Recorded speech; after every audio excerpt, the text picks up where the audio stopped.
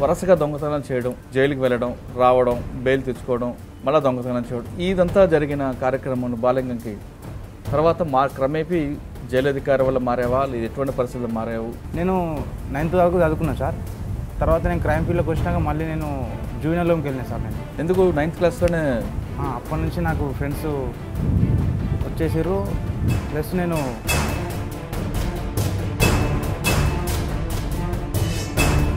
మనిషి మంచిగా కనబడుతుంది అంటే మనకి ఇట్లా ఉండాలనిపిస్తుంది. అట్లనే దోస్తానికి ఇలా నాకు తోడైంది. అట్లనే క్రైమ్ స్టార్ట్ అయింది సార్. తెలియకుండా స్టార్ట్ అయిపోయింది. అంటే మొట్టమొదటి దొంగతనం ఎక్కడ చేస్తాను? ఇక్కడనే కాపరాల తాళం పగల కూడా లోపలికి వెళ్ళాను. మీరు ఆ కేసు తీలాడతాం, దొరకకపోతే బ్రేక్ చేస్తాం. అట్లా ఒక 3 అఫెన్స్ చేసినాం. తర్వాత ఏం చేసినాము, తర్వాత ఒకసారి డెడ్ ఎండ్గా దొరికిపోయాను నేను.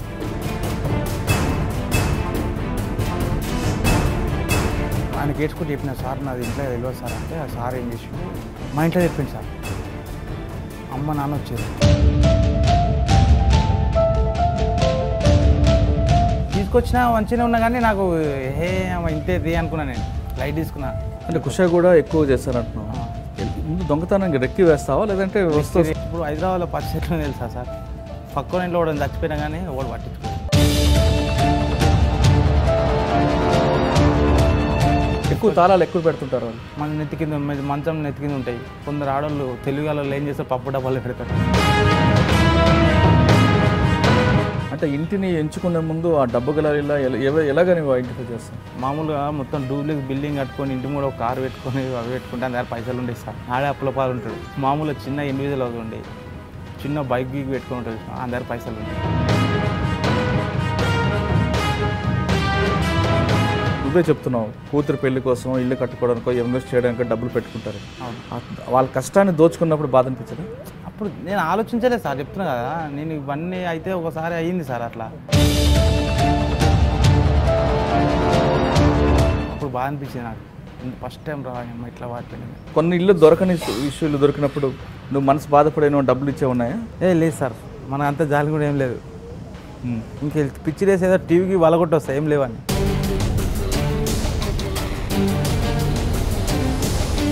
పోలీసులకు దొరికినప్పుడు ఇంటరాక్షన్ ఈ స్థాయిలో ఉంటుంది. ఇక మస్తు ఉంటాయి సార్. స్టిచ్చింగ్లు ఉంటాయి, కాళ్ళు పంగల్ వాపుడు ఉంటుంది, కాళ్ళ మిగ్గలు కొట్టుడు, రోలింగ్ చేసుడు, రాకెట్లు ఎక్కించుడు.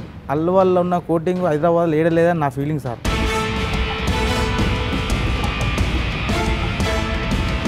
కత్తం ఒకని పేరు బయట పడ్డదంటే కత్తం వాడిని వారం రోజులలో వేసుకొని పిఎస్లో కూర్చోబెడతారు. కానీ ఒక్కసారి కూడా మీ అమ్మగారు నాన్నగారిని మారమని చెప్పలేదు. వాళ్ళు అదే మొత్తుకుంటారు సార్. ఇక రామాయణం స్టార్ట్ చేస్తారు. వద్దురా బిడ్డ, నీకు ఎందుకురా, మంచిగా బతుకురాలరా, ఇంటికాడ ఉండాలిరా. నేను బయటకు వచ్చిన పోలీసు వాళ్ళు కథం 2 రోజులు గ్యాప్ ఇస్తారు. కథం బాలింగాడు వచ్చిండ్రా అని చెప్పి. మరి ఇంత కరుడు కట్టిన బాలింగుకి మారడానికి కారణం ఎవరు? బీనా మేడం. ఎవరు అమ్మ? ఇక నాకు కొత్తగా నా జీవితాన్ని ప్రసరించింది ఆమెనే సార్, బీనా మేడం అని చెప్పేసి. ఇప్పుడు జైల్లో నేను సపోజ్ నేను జైల్లో పడ్డా, ఎవరి కోసం పడ్డా సార్? దోస్తుల కోసం. నేను జైల్లో పడితే దోస్తులు ఎవరు రాడు. ఒక్క పాయింట్ కాడ ఆగిపోయినా సార్ నేను. నాకు ఏడుపు రాదు సక్క. పోలీసులు కొడితే పోలీసులు అంటారు, అరే ఏడుగురా నీకు అట్లు ఇప్పేస్తామంట. నాకు ఏడుపు రాదు, వాళ్ళు ఇప్పారు. అట్లా ఫస్ట్ టైం ఒక మస్తు ఏడ్చేసాను సార్ మా వాళ్ళని చూసి, మా అమ్మని నాన్నని తమ్ముని చూసి. నేను ఒక దొంగని మారిపోతున్నా అని నేను మారితే వాళ్ళకి ఏమైనా వస్తాయా సార్? ఇప్పుడు బీనా మేడం ఊరో నాకు తెలియదు. నన్ను మార్చడానికి ఆమె అంతా చూస్తుంది. మీ నాన్నగారు లాస్ట్ స్టేజ్లో దగ్గర ఉన్నావా? ఉన్నా సార్, నా చేతుల్లో వేయండి.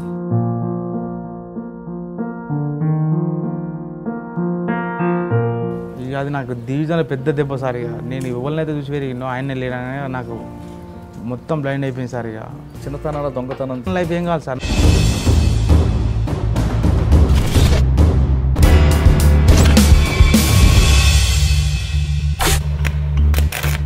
Welcome to crime confession. పుట్టిన ప్రతి వ్యక్తి మంచివాడు కాదు, అలా అని చెడ్డవాడు కాదు. పరిస్థితుల ప్రభావంతోనూ, చెడు స్నేహంతోనూ, కుటుంబ సమస్యలతోనూ నేరాల బాట పట్టి జైలుకి వెళ్ళి అక్కడ మారి బయటకు వచ్చిన వాళ్ళని పరిచయం చేసే ఈ కార్యక్రమంలో ఈ వారం మన గెస్ట్ బాలింగం. మెదక్ జిల్లా గజ్వేల్ చెందిన బాలింగం మీద దాదాపు 120 కేసులు ఉన్నాయి. అతను తాళం వేసి ఇల్లు చూస్తే టక్మని కొడతాడు. డే టైమ్ అఫెండర్ ఆయన. అటువంటి కేసులు అతని మీద 120.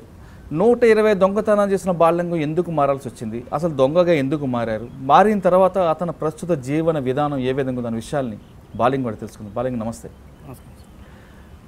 నువ్వు ఎప్పుడో కుషాయిగూడ పోలీస్ స్టేషన్ ప్రెస్ మీట్లోనో అలా ప్రెస్ మీట్లో చూసే బాలింగం వరుసగా దొంగతనం చేయడం, జైలుకి వెళ్ళడం, రావడం, బెయిల్ తెచ్చుకోవడం, మళ్ళీ దొంగతనం చేయడం, ఇదంతా జరిగిన కార్యక్రమం బాలింగంకి తర్వాత క్రమేపీ జైలు అధికారి వల్ల మారావా, లేదు ఎటువంటి పరిస్థితుల్లో మారావు, మారిన తర్వాత మీ జీవనం ఎలాగుందన్న విషయాలు చెప్పే ముందు ఒకసారి మీ కుటుంబం, మీ నాన్నగారు, మీ అమ్మగారు, మీ ఊరు చెప్పు ఒకసారి. నా పేరు వచ్చేసి దబ్బెట బాలింగం సార్. మా నాన్న పేరు రాజయ్య. రీసెంట్గా 6 months బ్యాక్ చనిపోయిండు. మాది రాయవరం విలేజ్. నేను చిన్నప్పటి నుంచి ఇక్కడనే, మా నాన్న ఇక్కడనే వర్క్ చేసేవారు, నేను ఇక్కడనే ఉంటుండే. చిన్నప్పటి నా స్టడీ అంతా ఇక్కడనే కాపురాలో జరిగింది. అలాగనే నాకు దోస్తులు ఇక్కడనే బాగా సర్కిల్ పెరిగింది. స్టడీ అంటే ఏం చదువుకున్నావు? నేను 9th వరకు చదువుకున్నాను సార్. తర్వాత నేను క్రైమ్ ఫీల్డ్లోకి వచ్చినాక మళ్ళీ నేను జూనియర్ లోకి వెళ్ళినా సార్. నేను ఎందుకు 9th క్లాస్లోనే?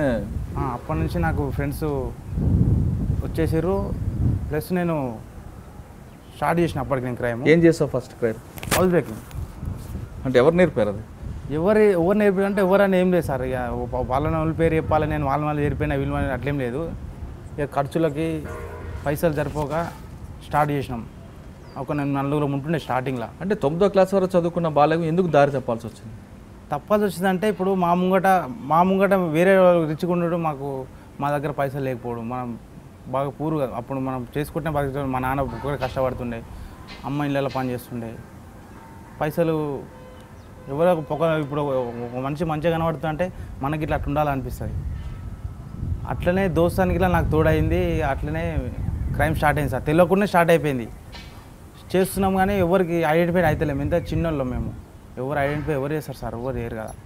అట్లనే మేము నడుస్తూనే ఉన్నది, జల్సాలు చేస్తున్నాం, పైసలు వస్తున్నాయి, వీడియో గేమ్లు ఆడు. అప్పుడు మాకు తాగుడు, తినుడు, బంగారం ఎట్లా అమ్ముడు ఇలా తెలియదు మాకు. బంగారం వచ్చినా కానీ ఇది ఏందిరా అని చెప్పి లైట్ తీసుకో ఖాళీ పైసలు తీసుకుంటాం. అంటే మొట్టమొదటి దొంగతనం ఎక్కడ చేస్తాం? ఇక్కడనే కాపురాల. తాళం పగల కూడా లోపలికి వెళ్ళా? తాళం పగలబట్టి లోపలికి వెళ్ళినా. దాని థర్డ్ అఫెండ్కి లోపలికి వెళ్ళి ఏం చేసావు? బీరువా బ్రేకింగ్. ఫస్ట్ తాళాలు తేలాడతాం, బీరువా కీస్ తేలాడతాం, దొరకకపోతే బ్రేక్ చేస్తాం. అట్లా ఒక 3 అఫెన్స్ చేసినాం. తర్వాత ఎంజాయ్ చేసినాము. తర్వాత ఒకసారి రెడ్ హ్యాండ్గా దొరికిపోయినా నేను ఇంట్లోనే. పక్కింటి వాళ్ళు చూసి గుల్లాలు పెట్టేసారు. పెట్రోలింగ్ అని వచ్చింది, పట్టుకుంది.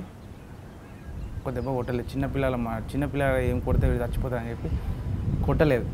పిఎస్ తీసుకుపోయారు. ఫస్ట్ 2006లో నన్ను జూనియర్ లోన్ పంపించారు.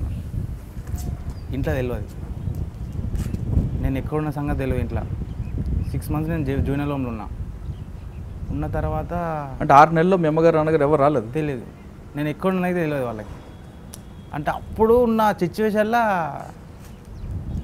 మనం అడ్రస్ చెప్తే సార్ వాళ్ళు ఎంక్వైరీ చేసి మన ఇంటి వాళ్ళకి చెప్తేనే వచ్చేది. అప్పట్లో ఫోన్లు చేసేది లేదు. కానీ మన అడ్రస్ చెప్పలేదా? పోలీసులు అడుగుతారు కదా? పోలీసు వాళ్ళకి తెలుసు. పోలీసు వాళ్ళు జూనియర్ కోర్టులో హాజరు చేసినప్పుడు ఏమి పేరెంట్స్కి ఇంటిమేషన్ ఇచ్చినా అడుగుతారు. కానీ ఇచ్చినామని చెప్పారు, కానీ ఇవ్వలేదు. ఇక నేను వాళ్ళ పోలీసు వాళ్ళు ఎస్ఐలో చెప్పినప్పుడు మనకు తినేటప్పుడు మనకు అంత మెచ్యూరిటీ లేదు కదా సార్. సరే మా ఇంట్లో ఎప్పుడు సార్ అని చెప్పలేదు. వస్తారు అని చెప్పి నేను అట్లనే నాకు తెలియకుండా 6 నెలలు అయిపోయింది. 6 నెలలు ఏం చేసావు జైల్లో? ఏం నేర్పారు? అప్పట్లో ఏం లేదు సార్. తినాలి, పొద్దున్న టిఫిన్ పెడతారు, అదంతా బంధింపు సార్. అంతే, ఏముండదు. తినాలి, పండుకోవాలి, లాకప్. కానీ అక్కడ కూడా మార్పు తీసుకొచ్చేవారు, స్కూల్ పెట్టడం? అప్పుడు అంత లేదు సార్. జస్ట్ పెట్టినామంటే పెట్టినాం అంతే. చదువు ఎప్పుడు ఇది ఎప్పుడు అది చేయండి ఇది చేయండి అంటే ఏం లేదు. ఆడుకోవాలి, తినాలి, పండుకోవాలి. అక్కడ మిగతా వాళ్ళకు ఉంటారు కదా? అక్కడ ఉంటారు ఒక 30-40 మంది దాకా ఉంటుండే. ఇక వాళ్ళతోటే టైంపాస్. వాళ్ళతో కొట్టుకున్నా తిట్టుకున్నా మేమే, మళ్ళీ తినాలి మేమే, పండుకోవాలి అంతా మేమే. అంత చిన్న పిల్లలు సార్. 7 years 7 years 10 years అట్లా లోపే ఉంటుండే అంతా. ఇక నాకు మా అమ్మ వాళ్ళు వచ్చి ఎట్లా తెలిసింది, మా సారు రామకృష్ణ సార్ అని చెప్పి ఒక సార్ ఉంటాడు. NGOs నుంచి, ఆయన స్వచ్ఛంద సంస్థ నుంచి పిల్లలకు స్కూల్ చెప్పడానికి వస్తుండే అన్నట్టు. ఆయనకి ఏడ్చుకుంటూ చెప్పిన, సార్ నాది ఇంట్లో తెలియదు సార్ అంటే, ఆ సార్ ఏం చేసిండు, ఆయన సొంత ప్రయత్నాలు చేసి మా ఇంట్లో చెప్పిండు సార్. అమ్మ నాన్న వచ్చారు. వాళ్ళని చూడంగానే నాకు ఏడుపు వచ్చేసింది. ఇక పోయినా వేలు తీసుకొచ్చిర్రు, మళ్ళీ బయటకు తీసుకొచ్చినా మంచిగానే ఉన్నా కానీ నాకు అమ్మ ఇంతే తీ అనుకున్నా, నేను లైట్ తీసుకున్నా. ఇంతే తీయమ్మ పోతే విన్నర్గా ఇంటి వాళ్ళు తీసుకొస్తారా అదొక ఆలోచనతోటి నేను మళ్ళీ దోస్తులు స్టార్ట్ చేసిన. మళ్ళీ దోస్తులేడు ఆడాడు మళ్ళీ తీసుకొని మళ్ళీ స్టార్ట్, మళ్ళీ జైలుకి పోయినా. అట్లా మూడు సార్లు కంటిన్యూ జైలు పోయినా సార్. మా వాళ్ళు మళ్ళీ తీసుకొచ్చారు. తర్వాత లాస్ట్ టైం నేను ఇక పెద్దగా చేసిన సార్. ఇక నేను దొరకకుండా చేసిన, ఇక ఒక 20 కేసులు దాకా చేసిన. బంగారము నాకు అమ్మనికి తెలియదు కదా, బంగారం అంతా తీసుకొని దాచిపెడుతున్నా. బంగారం తీసుకొస్తున్నా కానీ నాకు అమ్ముడు తెలియదు. అప్పుడు ఎంత ఉండదు సార్ బంగారం, తులం 5,000, 5,500, 7,000 దాకా ఉండేది. ఆ బంగారం అమ్మలే నేను, అంత ఒక దగ్గర పెట్టి జస్ట్ పైసలతో ఎంజాయ్ చేస్తుండే. అప్పుడు పట్టుకురు కుషాగూడ పిఎస్లో. అప్పుడు ఇప్పుడు ఏసీ, అప్పుడు సీఏ రామచంద్ర సార్ ఉండే, ఎస్ఐ రమేష్ బాబు సార్ ఉండే. వాళ్ళు షాక్ అయ్యారు, వీడేంది ఇంతున్నాడు, వీడు ఇంత పెద్ద పనులు చేసిండని. అప్పుడు మళ్ళీ కొన్ని కేసులు అయినాయి, కొన్ని కేసులు ఎఫ్ఐఆర్ కాలేదు. అయినా కాడి కేసులు పెట్టిర్రు, రికవర్ చేసుకోరు బంగారం.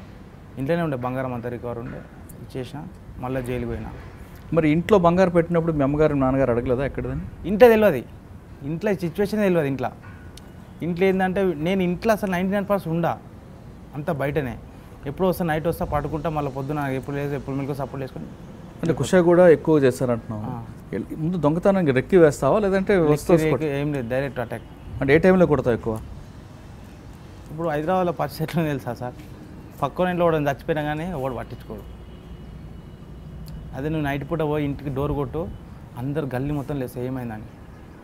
ఇంట్రెస్ట్ వేరే ఉంటుంది నైట్ పూట, పగటిపూట ఉండదు. నువ్వు ఇల్లు తాళాలు మలగొట్టు, తలుపులు వలగొట్టు, ఎవరు పట్టించుకోలేదు. కన్స్ట్రక్షన్ నడుస్తుంది, వర్క్ నడుస్తుంది అనుకుంటా. నిజం సార్, ఎవరు పట్టించుకో.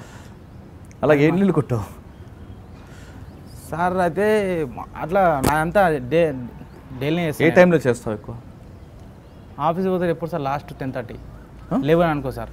ఆఫీస్ పోయేటోళ్ళు ఇక్కడ పని చేసిన 11 వల్ల ఇల్లు ఖాళీ. మళ్ళీ మధ్యాహ్నం 2 గంటల దాకా ఉంటుంది. 2 నుంచి మళ్ళీ 3 గంటల దాకా చేయొద్దు. 3 నుంచి మళ్ళీ 5 గంటల దాకా ఖాళీ. ఆ టైంలో చేసుకోవచ్చు. ఎందుకు 2 నుంచి 3 ఎందుకు చేయకూడదు?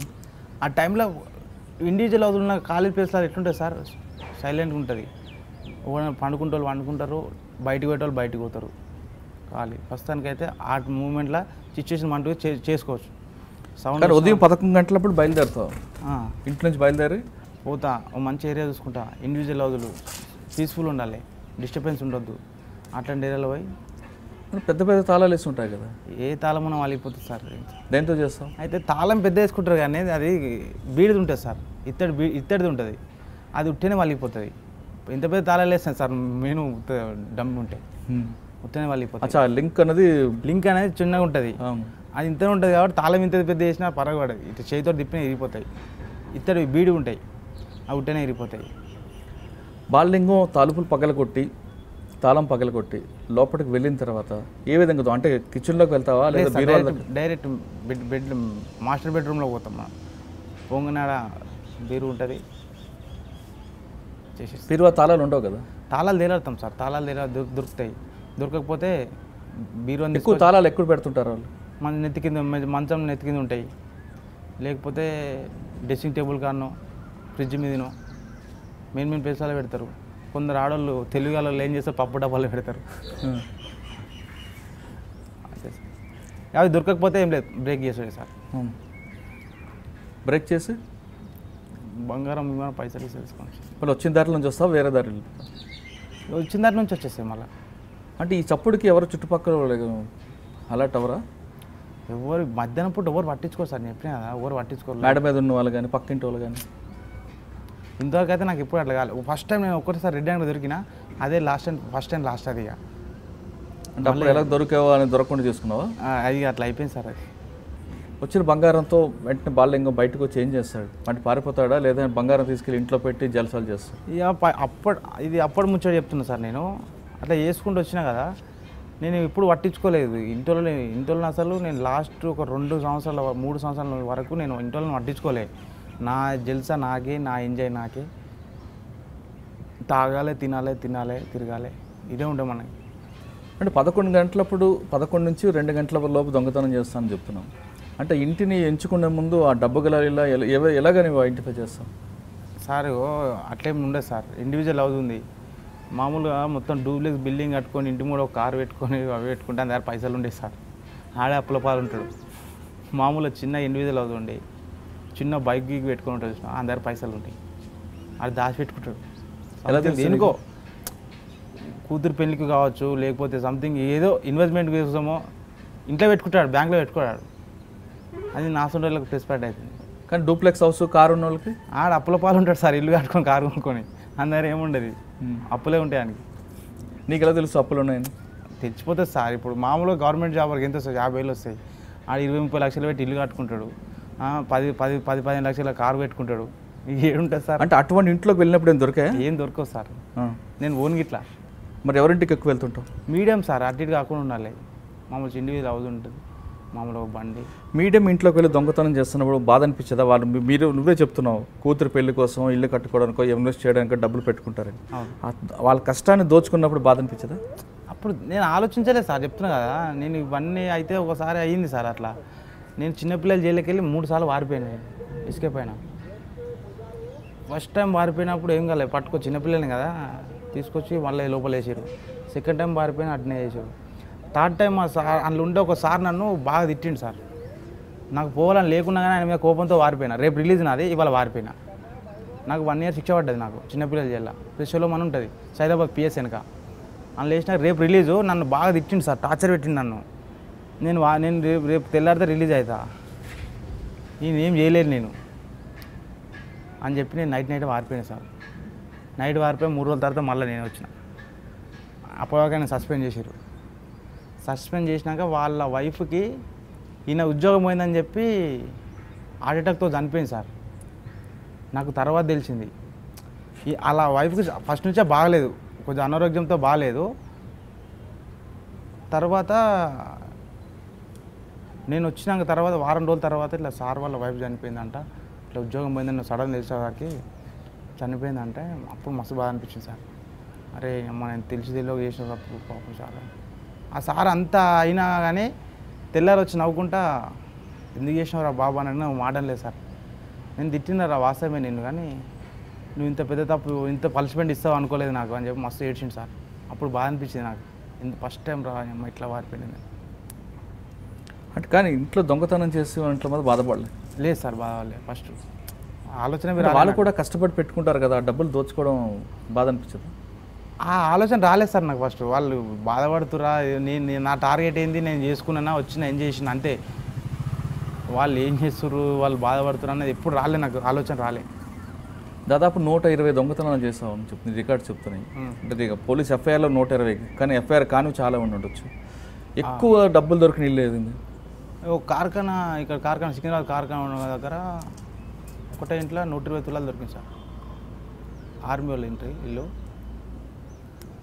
నేను ఒక్కనే చేసిన అఫెన్స్ అది, 5 మంది చేసినట్టుంది అఫెన్స్ అది. ఇలాగా నాతో 5 మంది వచ్చి చేస్తే ఎట్లుంటుందో అట్లా బీభత్సం చేసినది నేను. అది ఆర్మీ వాళ్ళ ఇల్లు. ఒక 4 కుక్కలు ఇంటి ఉన్నాయి.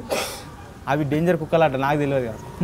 అవి డేంజర్ కుక్కలు అట, ఇచ్చిపెడితే పట్టుకొని చంపేస్తే అంట, నాకు తెలియదు. నేను బయట వెనక డోర్ తెరవకుండా నేను నా పని చేసుకొని మళ్ళీ ముంగ డోర్కి వెళ్ళి వచ్చేసిన. 120 తులాల బంగారం దొరికింది, అంతా అయిపోయింది.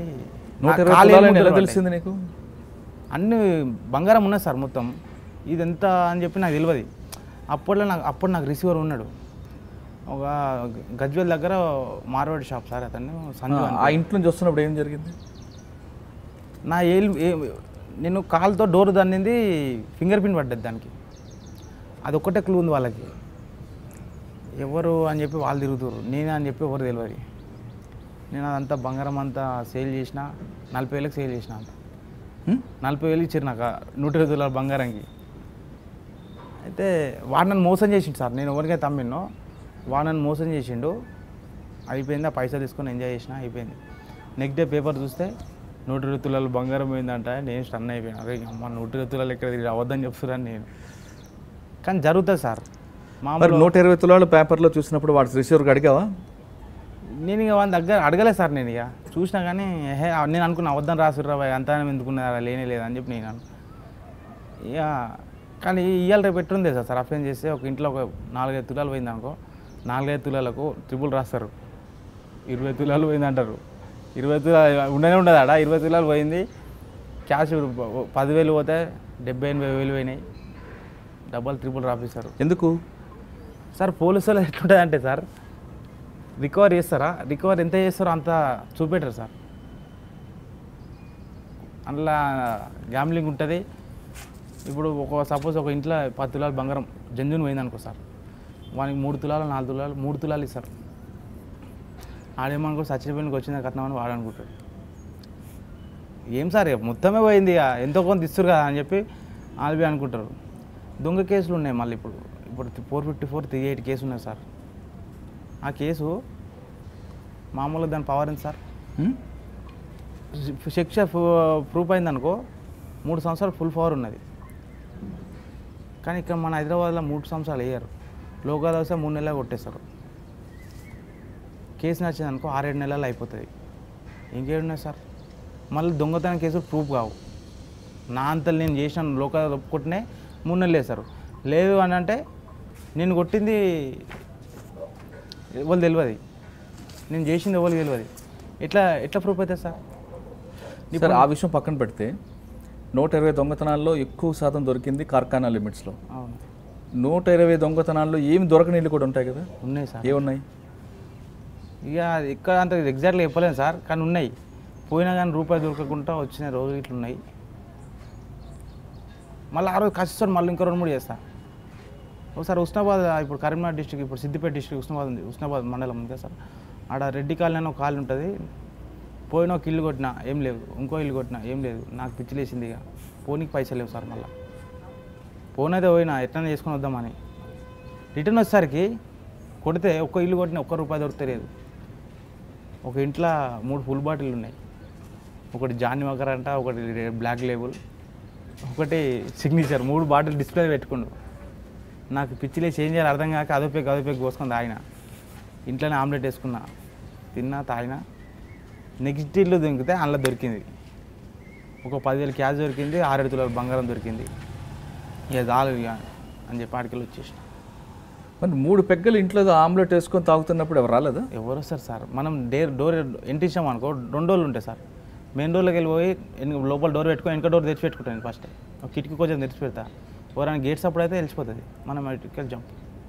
అలా 3 పెగ్గల దాకా ఆమ్లెట్ వేసుకొని తిన్నాం కానీ ఎవరు రాలేదు. ఎవరు అంత ధైర్యం ఎందుకు నీకు వస్తుంది? అలా అంతే ఇక అట్లా ఉంటుంది సార్ అప్పుడు. ఓకే అలాగే ఎన్ని దొంగతనాల్లో ఏం దొరకని ఇల్లు ఉన్నాయి? అక్కడ కొన్ని ఇల్లు దొరకని ఇష్యూలు దొరికినప్పుడు నువ్వు మనసు బాధపడిన డబ్బులు ఇచ్చే ఉన్నాయా? లేదు సార్ మన అంత జాలి కూడా ఏం లేదు. ఇంక పిచ్చి వేసి ఏదో టీవీకి వలగొట్టి వస్తాయి ఏం లేవని. అలా చేసావా? 2-3 సార్లు చేసిన. ఎక్కడ? అంత ఐడియా లేదు సార్. అది కరీంనగర్లోనూ ఎక్కువ తెలియదు కానీ చేసిన. టీవీ వలగొట్టేసిన. అమ్మాయి అది దానికి మస్తు కష్టపడ్డా సార్. ఆ తాళాలు వలగొట్టడానికి ఆడ కొంచెం ఏరియా కొద్దిగా సీరియస్గా ఉన్నా అన్నట్టు. మనం ఏం చేసినా అర్థమైపోయే సిచ్యువేషన్ ఉంది ఆడ. అందుకే జర సిన్సియర్గా ట్రై చేసుకుంటే మెల్లగా పని చేసిన. అది ఏం దొరకలే. పిచ్చి లేచి టీవీ గుద్దిన. టీవీ అలిగిపోయింది డిస్ప్లే. సాల్ టీవీకి ఫైన్ అని చెప్పి వచ్చేసిన. ఇక ఇప్పుడు సెంట్రల్ లాక్ సిస్టమ్ కూడా బ్రేక్ చేస్తావా? సెంటర్ లాక్ ఎప్పుడు మనకు తలగలేదు నేను చేయ. Only lock. సెంట్రల్ లాక్ అనేది సెంటర్ లాక్ ఉందనుకో సార్ కిటికీ కొట్టేస్తా. కిటికీలు ఉంటాయి పక్కకి డబల్. సెంటర్ లాక్ అంటే పెద్ద డోర్ వస్తుంది. సైడ్ కిటికీలు ఉంటాయి. కిటికీలకి గ్రిల్స్ వస్తాయి. ఆ గ్రిల్ కూడా విక్తా డైరెక్ట్. ఇలా గ్రిల్ అంత ఈజీగా రాదు కదా. నట్లతోటే ఉంటుంది ఈజీ. తీసి లోపలికి వెళ్తావా? కొన్నిసార్లు కొంతమంది అంటే బాల్యంగం కాకుండా కొంతమంది దొంగతనానికి వెళ్ళే ముందు పూజలు చేయడం చేస్తుంటారు అంటది వాస్తవేనా? ఏమో అది మనకు తెలియదు సార్. మనదంతా డైరెక్ట్ అటాక్ ఉంటుంది. అంటే పొద్దున్న బయలుదేరగానే దొంగతనం చేయాలనుకుంటే అది దొంగతనం చేస్తాం అంతే. కానీ పూజ చేయడం నాకు పైసలు సంపాదించి ఏమి ఉండేది సార్. మనది పైసలు పెద్ద సంపాదించుకోవాలి అని ఏమి ఉండేది. నా జేబులో 10,000 వచ్చినాయి అనుకో ఆటోమేటిక్గా చేస్తాను. ఎక్కువనే అంటే ముట్టుకొని నేను 60,000, 70,000, 30,000, 1,00,000, 2 లక్షలు ఉన్నాయంటే ముట్టుకొని నేను ఆ పైసలు అయిపోయేదాకా. ఏం చేస్తావు? డబ్బులు రాగానే బయటికి వెళ్తావా లేదా హైదరాబాద్లో ఉండి ఎంజాయ్ చేస్తావు? హైదరాబాద్ సముద్రం కాదు సార్. ఏడ తిరిగినా ఎక్కడ పోయినా మొత్తం ఏవి కావాలంటే దొరుకుతాయి. ఇక బయటికి ఎందుకు? బయటికి ఎక్కడ తిరగలేను. ఓన్లీ హైదరాబాద్. డిసిగా నాకు ఇక్కడ మొత్తం వాంటెడ్ అయిపోయినా సార్. నేను వాంటెడ్ అయిపోయి పోలీసులకు దొరికినప్పుడు ఇంటరాక్షన్ ఈ స్థాయిలో ఉంటుంది. అది ఘోరం సార్. చెప్పలేము. అది నరకం. అల్వాల్ పోలీస్ స్టేషన్లో నన్ను నరకం చూపించేది సార్ డైరెక్ట్ నాకు. ఎవరు? ఆయన పేరు CI sir, SI sir Rajasekhar sir అని ఉండే. మస్తు సిన్సియర్ సార్ ఆయన, నాకు నచ్చిన సార్ ఆయన రాజశేఖర్ సార్ అని చెప్పి నన్ను మస్తు ఆయనే కొట్టింది సార్. నాకు ఆయన అంటేనే ఇష్టం. ఎందుకు? ఏమో తెలియదు సార్. ఆయన అంతా కొట్టి ఇట్లా నా మీద సానుభూతి చూపిస్తున్నారే, ఇది కాదురా ఇదే అన్నారా లైఫ్ అని. ఇంటరాక్షన్ ఎలా చేస్తుంటారు? ఇక మస్తు ఉంటాయి సార్. స్టిచ్చింగ్లు ఉంటాయి, కాళ్ళు పంగల్ వాపుడు ఉంటుంది, కాళ్ళ మిగ్గలు కొట్టుడు, రోలింగ్ చేసుడు, రాకెట్లు ఎక్కించుడు. అల్వాల్లో ఉన్న కోటింగ్ హైదరాబాద్లో ఏడలేదని నా ఫీలింగ్ సార్. అట్లుండే ఒకప్పుడు టీం గిట్లా మంచిగా ఉండే, క్రైమ్ టీము మంచిగా. క్రైమ్ అంటే ఇక దొంగలను పట్టుట్లా అల్వాల్ పోలీస్ స్టేషన్ బాగా టాప్ ఉండే. మంచి మంచి అనుభవజ్ఞులు ఉండే, మంచి మంచి క్రైమ్లో కొందరు సార్లు ఉన్నారు. ప్రసన్న సార్ అని చెప్పేసి ఒక ఆయన, ప్రసన్న సార్ అని ఒక కానిస్టేబుల్ సార్ ఉంటాడు. ఆయన ఒక అర్జున్ అని చెప్పి, ఒక జయరాజేష్ అని చెప్పి 6 ఫీట్ ఉంటాడు, ప్రభాస్ లెక్క ఉంటాడు. వీళ్ళంతా బాగా డేంజర్ క్యాండిడేట్ సార్. వీళ్ళు అంతా ఒక టీం. మళ్ళీ వీళ్ళు అదే ఇంగ్లీష్ సినిమా ఉంటాయి కదా సార్, ఫాస్ట్ అండ్ ఫ్యూరియస్ అనే సినిమాలో మొత్తం హీరోలంతా దొంగల ముట్టు ఉంటుంది చూసినా, అట్లా వీళ్ళు దొంగలు పట్టుకోనికి. కత్తం ఒకని పేరు బయట పడ్డదంటే కత్తం వాడిని వారం రోజులలో వేసుకొని పిఎస్లో కూర్చోబెడతారు. కెచ్చులు మళ్ళీ ఘోరంగా ఉంటాయి వీళ్ళే. హైటెక్ మొత్తం. మనం ఎంత జాగ్రత్త పడ పట్టుకోవాలని పట్టుకుంటారు వాళ్ళు. అట్లుండే. ఇక దొంగలకు అదృష్టం ఏంటంటే వాళ్ళందరూ విడిపోయారు. వాళ్ళు ట్రాన్స్ఫర్లు అయిపోయి ఒకళ్ళు కుక్కటిపల్లి, ఒకళ్ళు బోయినపల్లి, ఒకళ్ళు జీడిమెట్ల అట్లా వెళ్ళిపోయారు. మొత్తం విడిపోయినాక మొత్తం ఇక దొంగలకు జర సాధనం వచ్చింది అప్పుడు. ఈ 120 దొంగతనాల్లో ఎన్నిసార్లు దొరికింటావు సార్? పోయినప్పుడల్లా 10 కేసులు, 12 కేసులు. నేను ఎప్పుడు 2-3 కేసులలో పోలే. 6-7 కేసులు, 6-7 కేసులు. పోతే మళ్ళీ 6 నెలలు, సంవత్సరం అంటే ఆ కేసులను అయిపోయాక రాకపోదును. కేసులకు తిరుగుడు మనతో కాదు, లోపల ఉండాలి, కేసులను ఖతం చేసుకోవాలి, మళ్ళీ రావాలి, మళ్ళీ బయట ఫ్రెష్గా చేయాలి. ఇల్లు, ఫ్యామిలీ గేమ్లు లేవు. కానీ ఒక్కసారి కూడా మీ అమ్మగారు నాన్నగారిని మారమని చెప్పలేదు? నేను పోనుగా సార్ ఇంటికి. వాంటెడ్ అయినంటే జైలుకి వెళ్ళి బయటకు వచ్చినా ఇంటికి ఒకసారి పోతా, వాళ్ళని చూస్తా, మంచిగా రా, ఓకే రైట్, పండుకున్నట్టే చేస్తా. కథం ఉచ్చొస్తున్నానంటే బయటకు వెళ్తా, కథం జంప్. ఇక మళ్ళీ ఇప్పుడు ఫోన్ మాట్లాడాలనిపిస్తే ఏదైనా క్యాన్వాస్కి వెళ్ళి ఫోన్ చేసి మాట్లాడుతుండే. ఇక వాంటెడ్లు ఉంటుండే నేను. కానీ మా అమ్మ నాన్న ఎప్పుడు వద్దురా అని చెప్పలేదు? వాళ్ళు అదే మొత్తుకుంటారు సార్. ఇక రామాయణం స్టార్ట్ చేస్తారు. వద్దురా బిడ్డ, నీకు ఎందుకురా, మంచిగా బతుకురాలరా, ఇంటికాడ ఉండాలరా అని. ఆమె ఏడిచిన రోజులు ఎన్నో ఉన్నాయి. ఏ అమ్మ వీళ్ళు ఇంత సోది చెప్తారా వీళ్ళు. నేను చిన్న ఉన్నప్పటి నుంచి ఏం చేయలే, నాకు ఏ పని రాదు. నేను ఏ పని మీద ఈ పని వేయాలని చెప్పి నేనేం టార్గెట్ పెట్టుకొని కూర్చోలే.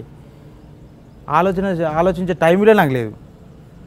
నేను బయటకు వచ్చిన పోలీసు వాళ్ళు కథం 2 రోజులు గ్యాప్ ఇస్తారు. కథం బాలింగా వచ్చిండ్రా అని చెప్పి మొత్తం కెచ్చి వేసుకొని ఇంటికి వచ్చేసరి. ఇక నేను చేయకపోని ఆ భయానికన్నా నేను చేయాలి.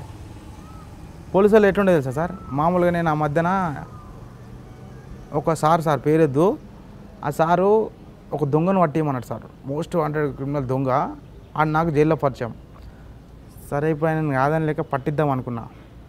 ఒక దొంగ పట్టించడం అనేది అది పద్ధతి కాదు, నాకు నచ్చది ఫస్ట్. అయితే పట్టిస్తా అని చెప్పిన.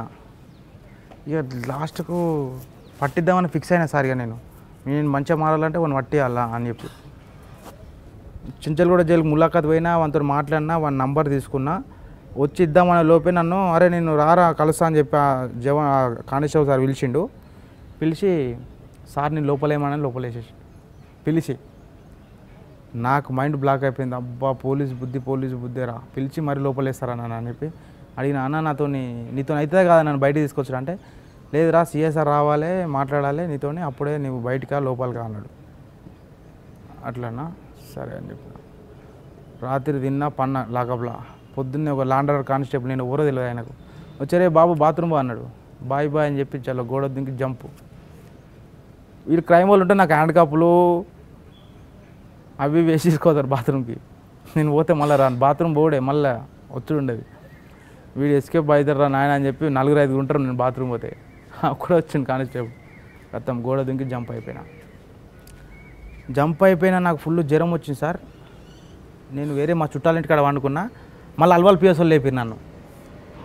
వారం గ్యాప్లా నా దగ్గర అఫెన్సులు లేవు, నేను ఏం దొంగతనం చేయలేదు, ఏం చేయలేదు, నా దగ్గర రూపాయి లేదు. నేను పానంబాలకి నేను ఉంటే నన్ను పట్టుకొని ఆ సార్ చనిపోయిండు. కానిస్టేబుల్ సార్ జమదార్ ఆయన, అరే బాలింగం 50 తులాల బంగారం రికవర్ కావాలి, లేకపోతే నీ ఈపు విమానం అవుతా అంటుండే డైరెక్ట్. అబ్బా నేను కొట్టేది చంపుతారా నాయన అనుకున్నా నేను. ఇక ఏం కాలేదు, నాకు అర్థం కాలేదు. చల్ అవ్వ ఇట్లా కాదని చెప్పి మళ్ళీ అల్వాల్ పిఎస్ కొత్త కట్టిరు సార్. ఫస్ట్ ఎస్కేప్ నాదే అందులోకి వెళ్ళి. అంతకుముందు ఏ పోలీస్ స్టేషన్ ఎస్కేప్ అయ్యావు? నేరేడ్మెట్ పొల్యూషన్. అప్పుడు ఎవరు సీఏ? అప్పుడు సిఐ పేరు తెలియదు సార్. సిఐ పేరు తెలియదు కానీ రాజేష్ సార్ ఎస్ఐ ఉండే. ఆల్వాల్ పోలీసులు పట్టుకొని తీసుకొచ్చిన తర్వాత అల్వాల్ పిఎస్ఎల్ పట్టుకొని వచ్చినాక రంజాన్ పండుగ అది, మొత్తం బందోబస్తు పోయారు అంతా. పొద్దున వస్తాం రా, నీకు పొద్దున ఉంటుంది కోటింగ్, ఉన్నది చెప్పు, 50 తులాలు కావాలంటే ఏడికి వెళ్ళేవాళ్ళు రా. నీ అవ్వ 50 తులాలు చెట్టు కాస్తున్నాయి, 50 తులాలు వీళ్ళు నన్ను జావదింతారు మళ్ళీ కొడతారు అని చెప్పి నాకు ఏం అర్థం కాలే. మళ్ళీ సేఫ్ ఇచ్చేసినాడు. ఏడా నేరేడ్మెట్లు అయినట్టే మళ్ళీ వచ్చారు. అరే బాత్రూమ్ పోరా అన్నారు. బాత్రూమ్ అయినా మళ్ళీ రాలే. కొత్త పోలీస్ స్టేషన్ పక్కనే కదా ఉంటుంది అది, రోడ్డు కానీ. పాత పోలీస్ స్టేషన్ కూడా కొత్త పోలీస్ స్టేషన్ కట్టారు. బాత్రూమ్ మొత్తం అద్దాలు పెట్టి దాని మీదకి మళ్ళీ గ్రిల్ ఉన్నది, అద్దాలు అనేది పక్కన పెట్టి గ్రిల్లు మొత్తం బల్లం కొద్ది ఉడవికి పక్కన పెట్టి ఎస్కేప్ అయినా. ఎంబడి పడ్డారు, దొరకలే, భయం కొద్ది దొరకలే. ఒక 2 గంటలు చేంజింగ్ అయింది అల్వాల్ మొత్తం గల్లీలల్లా. ఒక 30 మంది ఎంబడారు నా ఎంబడి, దొరకలే. ఆల్వాల్ పోలీస్ స్టేషన్లో పారిపోయినప్పుడు 30 మంది చుట్టుముట్టినా దొరకలేదా? దొరకలేదు సార్. వాళ్ళు రోడ్డు మీద ఉరికొస్తే నేను బిల్డింగ్ల మీద ఉరుకుతున్నా స్టంట్లు. వాళ్ళు రోడ్డు మీద ఉరికొస్తే నేను బిల్డింగ్ల మీద స్టంట్లు చేస్తున్నా, అలా దొరకలే. అప్పుడు ఎవరు సీఏ? ఆ సీఐ పేరు అంత గుర్తులేదు సార్. అలా సీఐఓలో ఎస్ఐలో తెలియదు. వాళ్ళకి నేను కలవక ముందుకే ఎస్కేప్ అయ్యాను. నైట్ వచ్చినా పొద్దున ఎస్కేప్. అప్పటి నుంచి ఇప్పటివరకు నేను మళ్ళీ పోలీసుని అడుగుపెట్టలే. కానీ తర్వాత మరి ఆల్వాల్ దొరకలే. ఈ 120 సార్లు దాదాపు ఎన్నిసార్లు వెళ్ళి ఉంటావు జైలుకి? ఒక 20-30 సార్లు పోయింది సార్. మరి బెయిల్ వేసినప్పుడు ఆ బెయిల్ డబ్బులు ఎవరు కడుతుంటారు? నేను బెయిల్ తీసుకోను, కేసులు అయిపోయినాక రావాలి. జైల్లో ఉన్నప్పుడు ములాఖాతులో అమ్మా నాన్న ఎప్పుడు వచ్చారా? అప్పుడప్పుడు వస్తుంటారు సార్. నేను జైలు నన్ను తెలిసినాక వస్తారు, నెలకోసారో 2 నెలలకోసారి వచ్చి చూసిపోతుంటారు. వాళ్ళు ఎన్నిసార్లు చెప్తున్నప్పుడు బాధ ఆలోచన లేకుండా సార్. జైలు ఉంటే జైలు జీవితం వేరే ఉంటుంది సార్. గంజా ఎవరి దగ్గర ఉన్నది, బీడి కట్టలు ఎవరి దగ్గర ఉన్నాయి, ఎవరి దగ్గర కొట్టి గుంజుకోవాలి, ఏడ తాగాలి, ఇవాళ ఏం కూర వస్తుంది, కూర ఎట్లుంది, ఇవాళ సోమవారం పప్పు వచ్చింది, ఇవాళ శనగపప్పు వచ్చింది, రేపు పెసరపప్పు వస్తుంది, అవే ఆలోచనలు ఉంటాయి. కేసు ఎంతవరకు వచ్చింది, ఈ కోర్టులో ఈ డేట్ ఎప్పుడు ఉన్నది, ఆ కోర్టు డేట్ ఎప్పుడు ఉంది, అవే సరిపోతాయి సార్. ఈ ఇంటి గురించి ఆలోచించి నేను మారాలి అవన్నీ. మరి ఇంత కరుడు కట్టిన బాల్యంగుకి మారడానికి కారణం ఎవరు? బీనా మేడం సార్. బీనా మేడం అని చెప్పి. ఎవరు ఆమె? ఇక నాకు కొత్తగా నా జీవితాన్ని ప్రసరించింది ఆమెనే సార్, బీనా మేడం అని చెప్పేసి. ఉన్నత క్లాసు సైకలాజికల్ క్లాస్లో నేను జాయిన్ అయినా సార్. నేను ఎక్కడ? ఇక్కడ జైల్లోనే. ఏ జైలు? ఫస్ట్ నేను వరంగల్ జైల్లో చేసిన, తర్వాత ఆడ అంత ఎఫెక్ట్ వల్లే నేను తర్వాత చెర్లపల్లికి వచ్చిన. చెర్లపల్లి జైల్లో మళ్ళీ మేడం చూసి నువ్వు మళ్ళీ వచ్చినవి ఏందని అంటే, ఇట్లా పరిస్థితి మేడం నేను చేయలేదు, కానీ లాస్ట్ టైం నేను అఫెన్స్ చేయలేదు సార్, చేయకముందుకే పెట్టినా మీ కేసు. ఇక నేను మేడం చెప్పిన, మళ్ళీ మేడం నాకు 3 నెలలు ఆమె దగ్గరనే పెట్టుకుంది, రోజు కౌన్సిలింగ్ చేసింది. ఇక నువ్వు పోయే రైట్ ఇది ఇది కాదు అని చెప్పి మంచిగా కూర్చొని చెప్పింది. నేను లాస్ట్ టైం నేను వరంగల్ కరీంనగర్ జైలు ఉన్నా సార్. నేను అంటే ఒక 3 సంవత్సరాల కింద మాట ఇది. కరీంనగర్ జైలు ఉన్నప్పుడు లోపల ఫోన్ యూజ్ చేశాను నేను. లోపల ఫోన్ యూజ్ చేసుకుంటా ఉన్నా. ఒక గ్యాంగే మెయింటైన్ చేసాం సార్ మేము లోపల. ఆ గ్యాంగ్ మెయింటైన్ చేసేట్లా jail sub jail, district jail అది. స్టాఫ్ ఒక 30 మంది ఉంటారు. ఇక అందరికి మనం అంటే భయం, ఇక ఏమో వీళ్ళతో పెట్టుకునేందుకు అని చెప్పి శివకుమార్ గౌడ్ సార్ అని చెప్పి డిఎస్ ఆ సార్ ఏం చేసిండు, వీళ్ళు పాత అబ్యూచువల్ అఫెండర్స్ని అప్పుడు డీజీ సార్ చెప్పిండు అన్నట్టు, పాత అబ్యూచువల్ అఫెండర్స్ అందరిని ఒక దగ్గర పెట్టాలి, పబ్లిక్లో కలపొద్దు, కలిస్తే వాళ్ళు ఏడిపోతారు అని చెప్పి డీజీ సార్ ఒక మాట చెప్తే మమ్మల్ని అందరినీ ఒక బ్యాగ్లో వేసిండు అన్నట్టు. మాకు ఇంకా ఫ్రీడమ్ అయిపోయింది మాకు. అమ్మ ఏం డిస్టర్బెన్స్ ఉండేది మాకి ఫుల్ గంజాయి తాగుడు అంత ఎంజాయ్ చేసుడు. అట్లా చేసినప్పుడు నేను ఆ గంజాయి మధ్యలో జవాన్ సార్లను ఇవ్వాలని రెస్పెక్ట్ ఇచ్చేది కాదు, ఎట్లా పడితే అది ఇచ్చేది, ఇలగొట్టేది. వాళ్ళందరూ పగబెట్టుకున్న మీద వీడు ఎప్పుడైనా దొరకకపోతారా అని. శివకుమార్ గౌడ్ సార్ ఏం చేసిండు, నేను ఎవరినైతే చూసుకొని రెచ్చిపోతానో వాడిని వరంగల్ ట్రాన్స్ఫర్ చేసిండు.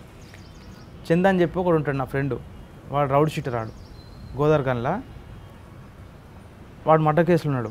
వాడు నేను బాగా క్లోజ్ అన్నట్టు. ఆడిని వరంగల్ ట్రాన్స్ఫర్ చేసేసినాక ఏజీ గ్రౌండ్లో పంపినాక మేము ఎప్పుడు వస్తామా అని చూస్తే ఒకరోజు ఫుల్ అల్చల్ చేసేసినాం మేమున్న 9 మంది మీ అందరు చేతులు కోసుకుర్రు, ట్యూబ్లైట్ వలగొట్టి అంగమంగం వేస్తే మా మీద నైట్ లాఠీ చార్జ్ చేసిర్రు. ఒక 30 మంది పొట్టు కొట్టిరు సార్. కొట్టి నేను అన్న సార్ నేను ఈ జైల్లో నా వరంగల్ పంపురు అంటే వరంగల్ అన్ని ఏజీ గ్రౌండ్లో పంపారు. ఏజీ గ్రౌండ్లో పంపినాక ఏజీ గ్రౌండ్లో ఇప్పుడు వరంగల్ అంటే తెలంగాణ స్టేట్లో పనిష్మెంట్ జైలు ఇచ్చేది హై సెక్యూరిటీ బ్యారక్ అంటే అది వేరే నరకం. అది జైల్లో నరకం అది. అందులో మమ్మల్ని వేసిర్రు. కానీ అలాగే ఇలా ఫ్రీడమ్ ఉంటుండే మాకు. మేము వరంగల్ జైలు 2 ఎస్కేప్ అయ్యారు. మేము ఉన్న మూమెంట్లో అప్పటి నుంచి సంపత్ సార్ సూపరింటెండెంట్ ఇన్ఛార్జ్ తీసుకున్నాక మమ్మల్ని 24 hours లాకప్ చేసేసి సార్. అప్పుడు జైలు కనబడ్డది మాకు. అన్నం లోపలికే రావాలి, తాళం తీసుడు లేదు. ఏదో నరకం సార్ అది మాకు. ఒక ఫ్యాన్ ఉండదు, ఏముండదు, ఒక రకంగా టార్చర్ చూపించారు మాకు. 16 నెలలు ఉన్నా సార్ నేను సింగిల్ లాకప్, 24 hours లాకప్. అప్పుడు ఆలోచిస్తే ఎవ్వరు గుర్తుకొస్తారు, ఇంటి వాళ్ళు గుర్తుకొస్తారు. అప్పుడు నాకు ఇంట్లో అమ్మాయి ఏందిరా బాయ్ బతుకు ఇంటిగా ఉంటే మంచిగా ఉంటుంది అని ఒక ఆలోచన తట్టింది. మస్తు ఆలోచించాను సార్. ఇప్పుడు జైలుకు ప్రతి ఒడు వస్తాడు సార్. ఒక కేసులు వస్తారు, మామూలుగా చిన్న కేసు ఇవ్వడానికి సార్. లవ్ కేసులో కానీ దొంగతనం కేసులు ఎక్కువ పెట్టుకోండి సార్. వచ్చిర్రు అనుకో నేను బయటికి పోవాలని ఆలోచిస్తారు. మళ్ళీ రాకుండా ఏం చేయాలని కూడా ఆలోచించాడు సార్. ఆనే పోతుంది జైలు ఉన్న చేపమ్మకుంటే ఫస్ట్ బయట పడాలి. ఏముండదు ఆడ, బయటికి పోయినా ముచ్చారు తర్వాత ఏమైనా ఆలోచిద్దాం. కానీ ఇప్పుడు ఫస్ట్ బయటికి పోవాలి, అది ఒక్కటే ఆలోచన ఉంటుంది. నాకు బెయిల్ ఎప్పుడు వస్తుంది, బెయిల్ షీట్ వస్తే కథం నా పేరు వచ్చిందా అని అడుగుతారు. కానీ ఆలోచన ఉన్నది. మళ్ళీ బయట పోయినాక మళ్ళీ అదే దోస్తులు తాగడం రారా అంటే పోవాలి, తాగిన మాత్రం ఏదో చేయాలి. కానీ బీనా మేడం ఎలా మార్చారు? బీనా మేడం నన్ను చూపించింది సార్ అద్దంలా, ఇట్లా కాదురా నువ్వు ఇది అన్నీ దాన్ని చదివింది సార్ బీనా మేడం. ఇప్పుడు పిచ్చోని భాషనే చెప్తారు, మంచి భాషనే చెప్తారు. నేను ఒక టైప్ ఆఫ్ సైకో. నేను నా వేళ వచ్చి నాకే చెప్పింది ఇట్లా కాదు నువ్వు ఉండాల్సింది ఇట్లా. నాకు కోపం బాగా ఎక్కువ ఉంటుంది. నాకు నా ఫీలింగ్ ఏంటంటే సార్ నేను కరెక్ట్ మాట్లాడతాను, అది ఎదురు రోజు తప్పు అనిపిస్తుంది. నేను లోపల ఒకటి పెట్టుకొని బయటకు ఒకటి చెప్పా. అందుకే లొల్లిలు ఇప్పటికీ నాకు కోపం అనేది మస్తు ఉంటుంది. నేను మొన్న సంవత్సరంన్నర నుంచి నేను ఉప్పలే చేసిన సార్. ఉప్పలకి వెళ్ళి వీడికి రాని ఇట్లా కారణం నా కోపమే. ఆ కోపం నాకు ముఖం ఒకటి బయట మాట్లాడితే నాకు నచ్చదు సార్. నేను తిట్టేస్తా అవసరం అయితే. ఆమె మార్పులో ఆమె మార్చడంతో మార్చావా సార్? అంటే అప్పుడు నుంచి జైల్లో ఇంకా దొంగతనం చేయకూడదని నిర్ణయించుకున్నాను.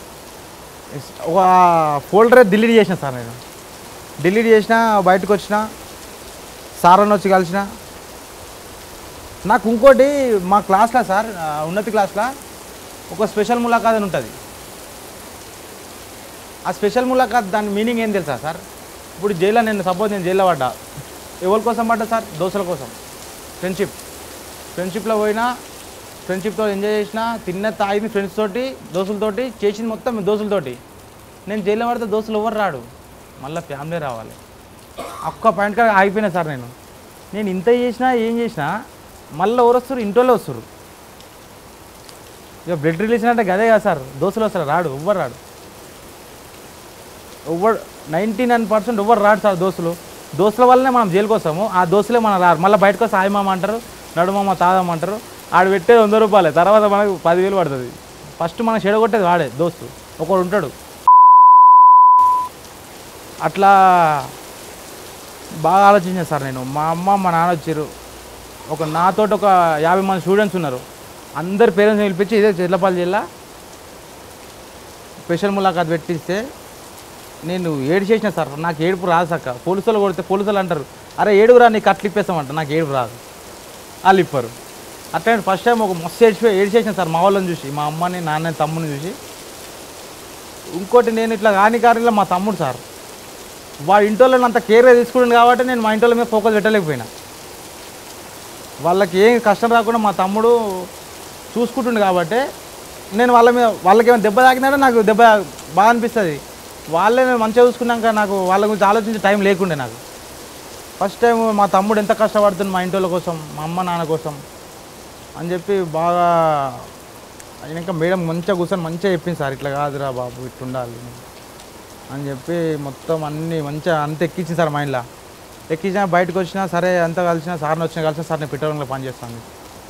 హెడ్ ఆఫీస్ పంపించారు. హెడ్ ఆఫీస్ శ్రీమణి సార్ అని ఉంటాడు. ఆ సార్ని కలిసిన ఏడే చేస్తారా బాబు అన్నాడు. సార్ చెట్లపల్లి అయితే నాకు దగ్గర అవుతుంది సార్, చిట్టపల్లి జిల్లా వేసి అన్నాను.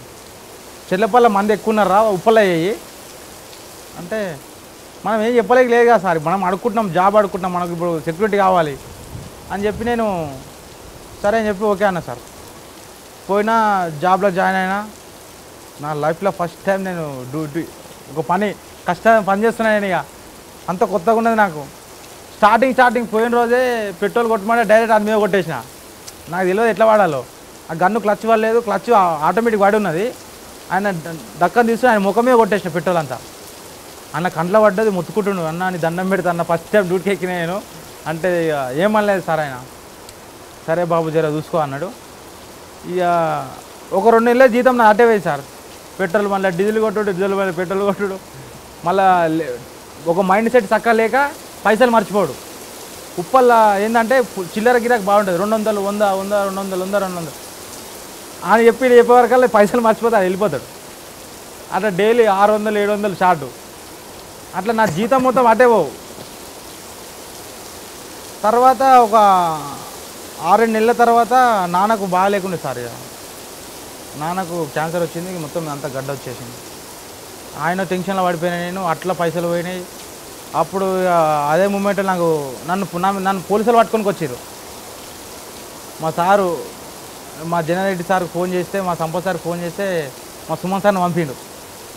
ఆయన ఇక మొత్తం మహేష్ బాబు లెక్కకి వచ్చి నన్ను సేవ్ చేసిండు సార్. దేవుళ్ళకి వచ్చి సేవ్ చేసి, లేకపోతే నన్ను పట్టుకోతారు 10 మంది వాళ్ళు. ఏ పోలీస్ స్టేషన్ అది? వాళ్ళు మేడిపల్లి అంటారు, వాళ్ళు ఎవరో తెలియదు సార్. క్రైమ్ వాళ్ళు పేరు చెప్పారు, పలానా పోలీస్ స్టేషన్ అని చెప్పారు. ఇక సారు వచ్చి డైరెక్ట్ వచ్చి పట్టుకున్నాను నన్ను. మీరు తీసుకోవడానికి లేదు, ఆయన మా దగ్గర పని చేసుకుంటుండు. ఆ 10 మంది ఒక్క దిక్కున్నాడు, నేను ఒక్కడినే మా సార్ నా ముంగట మొత్తం రౌండప్ చేసి పట్టుకుంటారు. నాకు కోపం వస్తుంది, నేను ఏం చేయలేను, నన్ను ఎందుకు పట్టుకుంటారు అని. మా సుమన్ సార్ ఏమన్నాడు, అరే వద్దురా నేను మాట్లాడుతున్నా అని చెప్పి మాట్లాడి వాళ్ళని పంపించేసింది సార్. నాకు అంతా ఎవరు వస్తారు సార్, ఎవరు వచ్చి మాట్లాడు సార్, పట్టుకోనికి వస్తే ఎవ్వరు రారు. కానీ నాకు ఇంత సపోర్ట్ వచ్చింది. నేను ఏమనుకోవాలి సార్, ఇక నేను ఒక దొంగని మారిపోతున్నాను. నేను మారితే వాళ్ళకి ఏమైనా వస్తుందా సార్? ఇప్పుడు బీనా మేడం ఊరో నాకు తెలియదు, నన్ను మార్చడానికి ఆమె అంతా చూస్తుంది. ఇప్పుడు సార్ వాళ్ళు నాకు ఇంత సపోర్ట్ చేస్తారు. సార్ నాకు ఇప్పుడు పైసలు లేవు సార్ 200 అంటే తీసుకోరా అని సార్. ఎందుకని అడగరు, తీసుకోరా. వచ్చిన నువ్వు బయట ఉండకురా, పంపులే ఉండు అన్నారు. పంపులో ఒక రూమ్ ఇచ్చిర్రు నాకు. పంపులను డ్యూటీ చేసుకుని 20 అంటే పంపు. నాకు బయట ఏం పని ఉంటుంది సార్, ఏముండదు. నేను ఒక్కనే ఉంటాను, అమ్మ నాన్న ఊళ్ళోనే ఉంటారు. ఏమున్నా నేను పంపులనే తినుడు, పంపులనే వండుడు. అట్లా 3 నెలలు ఉన్నా. తర్వాత బయటకు వచ్చేసాను నేను. ఇక బయటకు వచ్చేసినాక అమ్మ ఇట్లుండి మా మేనమరదలు అయితే సార్, ఆమెను చూసి పెళ్లి చేసుకుంటావారా అన్నారు. అదే మనకి లవ్లు గివ్లు అయితే ఏం లేవు ఫస్ట్ నుంచి. సరే మీ ఇష్టం చేసుకోమంటే చేసుకుంటా అన్న. ఫస్ట్ నా గురించి చెప్పురు వాళ్ళకి అని చెప్పిన. అలా తెలుసు చేసుకుంటా అన్నది, నేను మాట్లాడతా అని చెప్పినాను. నేను ఇది సంగతి మారిపోయిన, ఇప్పుడు మంచిగా పెట్టడం పని చేసుకుంటా అంటే చేసుకో, నేను బలవంతం ఏం లేదు. మళ్ళీ తర్వాత నా గొంతు కోసినావు అని చెప్పి మీ అమ్మ అనొద్దు, నా బిడ్డ జీవితం ఖరాబ్ చేశారని అనొద్దు, ఆ పేరు నాకు వద్దు. ఇప్పుడే చెప్పానంటే చేసుకుంటాను. సరే అని చెప్పిన. సార్ని వచ్చిన మా సార్ పెళ్లి చేసుకుంటున్నా సార్, నాకు అడ్వాన్స్ కావాలి సార్ అంటే 10,000 అడ్వాన్స్ ఇచ్చారు. పెళ్ళి ఏం పెద్ద ఏం లేదు సార్, చిన్న గుడిలో తీసుకొని ఒక 60-70 ఖర్చు వచ్చింది. పెళ్లి చేసుకున్నాక అప్పటికి నాన్నకు బాగా సీరియస్ అయిపోయింది సార్. ఆయన కోసమే చేసుకున్నాను నేను. మా నాన్నకి నాకు అర్థమైపోతుంది లోపల, నాకు గుర్తుంది ఇక మా నాన్న అయిపోయింది, మా నాన్న పని. ఎంత గడ్డ వచ్చే క్యాన్సర్ గడ్డ సార్ బాగా. చిన్నప్పటి నుంచి ఆయన అప్పటి వాళ్ళు ఎట్లుంటే సార్, చుట్ట బాగా తాగుతుండే స్మోకు. నేను ఒక 5-6 డబ్బాలు తాగుతుండే సార్ సిగరెట్లు. ఎవరో సిగరెట్ డబ్బా మీద చూసి కాదు సార్, సొంతంగా నన్ను అన్నం అయ్యేది చూసే నేను బాగా బంద్ చేయలేదు సార్. ఇంకా బంద్ చేస్తున్నా. 6 డబ్బాలు సిగరెట్లు కాల్చేది, 60-70 సిగరెట్లు కాల్చేది. ఇప్పుడు 3-4 సిగరెట్లు తాగుతున్నా. మీ నాన్నగారు లాస్ట్ స్టేజ్లో దగ్గర ఉన్నావా? ఉన్నా సార్, నా చేతుల్లో పోయిండు. ఇక ఒక 2 రోజులు అయితే జనవరి 31 ఈ సంవత్సరమే సార్. జనవరి 31కి ఫోన్ చేసి బాగా ఏడ్చిండు, నేను చచ్చిపోతా కానీ రావా, డ్యూటీలో ఉన్నా నేను అంటే. అప్పటికి పెళ్ళి అయిపోయింది సార్. మా వైఫ్ కూడా నాతోనే ఉంటుంది. ఇక నాకు మంచిగా అనిపించలేదు. సార్ చెప్పిన, సార్ మా నాన్న బాగాలేడు, ఊరికి వెళ్తున్నా సార్, ఒక 2 రోజులు లీవ్ కావాలంటే పోరా బాబు అన్నాడు. పిటిషన్ రాసిచ్చిన ఊరికి పోయినా తెల్లారి సీరియస్ అయ్యింది సార్. ఇక నన్ను చూడంగానే సీరియస్ అయ్యిండు. బాగా ఆయాసం వచ్చుకుంటా ఎంత బ్లడ్ బ్లీడింగ్ ఆడుతున్నాయి. ఇక హాస్పిటల్ తీసుకోమని హాస్పిటల్ గజ్వెల్ దగ్గర సర్కార్ దాకా తీసుకుపోయినా మాట 2 సూదులు ఇచ్చిండు. అప్పటికే గిరినాటకు ఊర్లో జాగమ్మినా సార్, అర్ధ ఎకరం జాగమ్మినాం మా నాన్న ట్రీట్మెంట్ కోసం. 6-7 లక్షలు ఖర్చు అయినాయి మంచిగానే. కానీ ఇక బత్తడు అనుకున్నాం సార్. అది ఇంత గడ్డని తక్కువ సగం తగ్గినాక అయిపోయింది సార్. ఇక నా చేతుల్లో నేను ఎత్తుకొని వచ్చిన ఇట్లా మంచమే వండుకోబెట్టిన. అన్నే కూర్చున్నా నేను ఇట్లా పొద్దున్న 6 గంటలకు సార్. హాస్పిటల్ ఎత్తుకొచ్చాడు కూర్చోబెట్టిన కథం ఇట్లా కన్ను మూసుకుంది. మా అమ్మ వచ్చి లేస్తలేడు ఇక 40%. ఇక అది నాకు డివిజన్లో పెద్ద దెబ్బ సార్. ఇక నేను ఎవరినైతే చూసి పెరిగినో ఆయనే లేడనే నాకు మొత్తం బ్లైండ్ అయిపోయింది సార్. ఇక నాన్న అయిపోయిండు మొత్తం. ఇక అంతా ఇక ఇన్ని రోజులు అంటే బాధ్యత లేకుండా పెరిగినా నేను. తమ్ముడు ఉండే, ఇప్పుడు ఎన్ని రోజులు అని తమ్ముడు చూస్తాడు సార్. ఇప్పుడు నేను మంచిగా ఉన్న పని చేసుకుంటాను, నెలకు 10,000 జీతం వస్తుంది నాకు. ఇక నా ఖర్చులకే నేనే అంటే ఇక వాళ్ళని చూసుకునేవో సార్. ఇక బాగా తగ్గించుకునే ఇక ఏం చెయ్య అట్లా అయిపోయింది సార్. బాలింగం చిన్నతనాల దొంగతనం చేస్తున్న బాలింగంకి దొంగతనాలు చేస్తున్నప్పుడు ఇంటికి పోలీసులు రావడం, పోలీసులు చూసి పారిపోయే బాలింగానికి మారిన తర్వాత ఎలాగుంది సార్? మారిన తర్వాత బాలింగం జీవితం ఎలాగుంది ఇప్పుడు? రాజా సార్ నేను రోడ్డు మీద అదే నేను ఏదైతే పోలీస్ స్టేషన్లో నా క్రైమ్ స్టార్ట్ అయిందో అదే పోలీస్ స్టేషన్ బస్సు ఎక్కితే నాకు మస్తు గర్వంగా ఉంటుంది సార్. నేను ఆ పోలీస్ స్టేషన్ చూస్తే బస్సులో దొంగతనంగా పోయినా కానీ తలకాయ కిందికి వేసుకొని పోతున్నామ్మ పోలీస్ స్టేషన్ అని. ఇప్పుడు ఆ పోలీస్ స్టేషన్ మీకు ఇట్లా బ్యాగ్ వేసుకొని ఇట్లా నడుచుకుంటూ పోతే ఆ ఫీలింగే వేరు సార్. నాకు కోరిక ఉండే సార్, మా ఊర్లో నేను అడుగు పెడితే ఎవడో ఒకరు ఫోన్ చేసి చెప్తున్నా ఇన్ఫార్మర్లు, సార్ బాలింగం వచ్చింది సార్. ఈ పోలీసులు ఏం చేస్తారు, ఆయనకు 2,000 ఇచ్చి పెడతారు. నేను కనబడంగానే పోలీసులు అట్లా దొంగతనంగా పోయిన రోజులు చాలా ఉన్నాయి సార్ మా ఊర్లో. నాకు అప్పుడే అనుకున్నా నేను ఎప్పటికైనా సరే మా ఊర్లో ఎగిరేసుకొని తిరగాలని. ఇప్పుడు ఒకప్పుడు నన్ను చూస్తే భయపడుకుంటా కంప్లీట్ పోలీసులు చెప్పేటోళ్ళు. ఇప్పుడు నన్ను చూడంగానే అరే బాలుగడ వచ్చిందా అని చెప్పి నమస్తే ఎట్టి చేతి కలిపి ఎట్టుందిరా జీవితం మంచిగుందారా అని చెప్పి అందరు మాట్లాడిస్తారు సార్. నాతో ఊళ్ళో మాట్లాడిన వాళ్ళు ఉన్నారు మా ఊర్లో. ఇప్పుడు నాకు మంచి రెస్పెక్ట్ ఇస్తారు సార్. అరే వాడు మంచిగా మారిండు, పెళ్ళి చేసుకున్నాడు, మంచిగా జాబ్ చేసుకుంటుండ్రా. ఇంతకన్నా లైఫ్ ఏం కావాలి సార్? నాకు ఓట్లొద్దు ఇట్లొద్దు. నాకు ఇప్పుడు నెలకు రోజుకి 500 కూలి ఇస్తారు సార్. సార్ నాకు అది మస్తు హ్యాపీగా ఉన్నా నేను.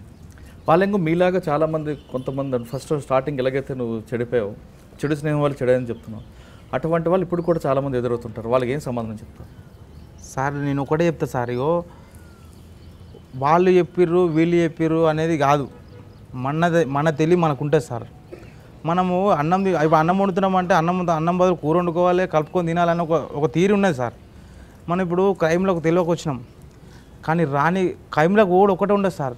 వచ్చుడు అనేది బాగా కష్టం. నాకు 11 సంవత్సరాలు పట్టింది. ఎట్లా వెళ్ళిపోయిన దోస్తులతోటి అది ఊపి సార్. అది ఒక్కసారి ఫేమస్ అయినాం అనుకో, తెలుగు వచ్చి పట్టుకోతారు. మన దగ్గర ఏముండదు, దెబ్బ పడుతుంది సార్. ఇప్పుడు ఎట్లా అంటే రాకి చేపని ఇట్లా పొట్టు తీస్తారు చూసినా అట్లా రాకుతారు దెబ్బలు. ఇప్పుడు నాకు సార్, నేను ఇప్పటికీ మా సార్లను ఎంక్వైరీ అయ్యారు మీరు, డైలీ అసిక్లోఫినాకు గోళీలు రోజు 2 గోళీలు వేసుకుంటా సార్. నేను నాకు వేసుకోకపోతే ఈ సైడ్ మొత్తం నాకు అంతా గుంజుతుంది సార్. 12 గంటలకు ఒకటి వేసుకోవాలి.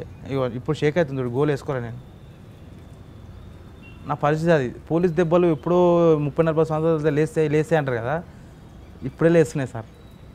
అన్ని దెబ్బలు తిన్నా నేను. దెబ్బలు తిన్నా కానీ సార్ నేను పట్టుకోకపోతే అమ్మ కొడుతురు తిరాబాయి అమ్మ ఆపేది చెప్పినా అయిపోయింది అనుకుంటాం. కానీ ఆ దెబ్బలు ఇప్పుడు ఏర్పడుతున్నాయి సార్. ఒక కాలు చక్క పనిచేయదు నాది, ఈ చెయ్యి మెడలు మొత్తం నరాలన్నీ గుంసాయి. పోలీసు వాళ్ళ దెబ్బలే సార్ అవన్నీ. నేను ఏమో అనుకుంటా కానీ కరెక్ట్ ఉప్పల్లో పని ఎక్కువ ఉంటుంది సార్. కరెక్ట్ 1-2 గంటలు గిరాక్ మీద పడ్డది అనుకో, నాకు మైండ్ పనిచేయదు. ఇక అంతా గుంజుకుంటా కోపం పెరుగుతుంటుంది. ఇక కస్టమర్ల మీకు రేస్ అవుతుంటా నేను. ఇక ఆడు కరెక్టే ఉందనే అంటాడు, నాకు 200 అయిన వాడి 200 కొట్టినాక ఉందా అని అంటాడు. తప్పడ నా దగ్గర నాకు తెలియకుండా నేను మళ్ళీ వాని మీద రివర్స్ అవుతా, నువ్వు 200 అని చెప్పి అంటున్నావు ఏందిరా అని. అట్లా కన్ఫ్యూజ్ అయిపోతుంది సార్. ఆ నొప్పికి ఏం చేయాలో అర్థం కాదు, మైండ్ పనిచేయదు. ఇక మళ్ళీ చేసే పక్కకు పోయి టాబ్లెట్ వేసుకొని 2 నిమిషాలు కూర్చుంటే అప్పుడు మైండ్ రిలీఫ్ అవుతుంది. అప్పుడు ఆలోచిస్తే తప్పు నాదే ఉంటుంది. అంత ఇబ్బంది ఇప్పుడు అవుతుంది సార్ నాకు. మంచిగానే బతున్నా, అంత మంచిగా ఉన్నది. కానీ ఆ దెబ్బలనే ఉన్నాయి సార్.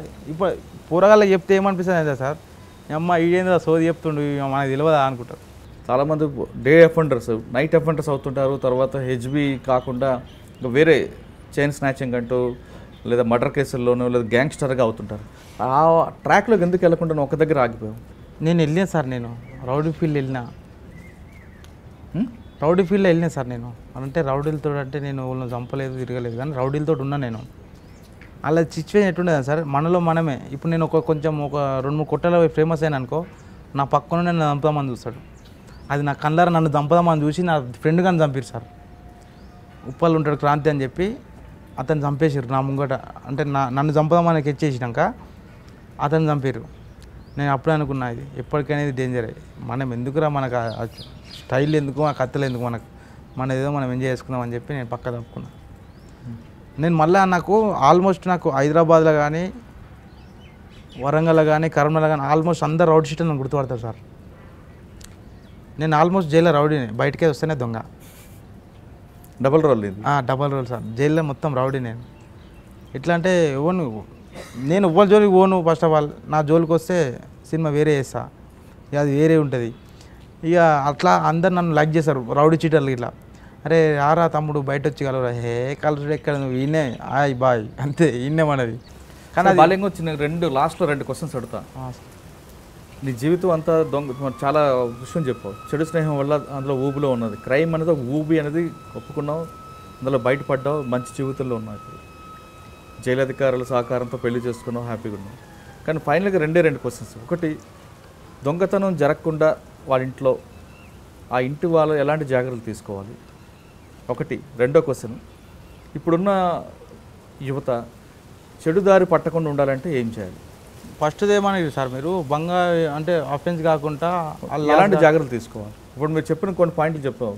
పెద్ద కప్ప వేసుకున్న చిన్న లింక్ ఉంటుంది కాబట్టి ఈజీ కూడిపోతుంది, లోపలికి వెళ్ళిన తర్వాత వాళ్ళు పెట్టిన తాళాలు తీసుకుంటారంట. ఇకపై దొంగతనం జరగకుండా ఉండాలంటే ఏం చేయాలి? దానిది ఏం లేదు సార్, చిన్నదే సార్. ఇప్పుడు నా ఇంట్లో ఏమవుతుంది అనేది నాకు తెలుసు, నీ ఇంట్లో ఏమవుతుంది నీకు తెలుసు. ఇప్పుడు నువ్వు పక్కన ఇంట్లో నువ్వు పట్టించుకోకపోతే నీ ఇంట్లో ఎవరు పట్టించుకోడు, అంతేనా సార్?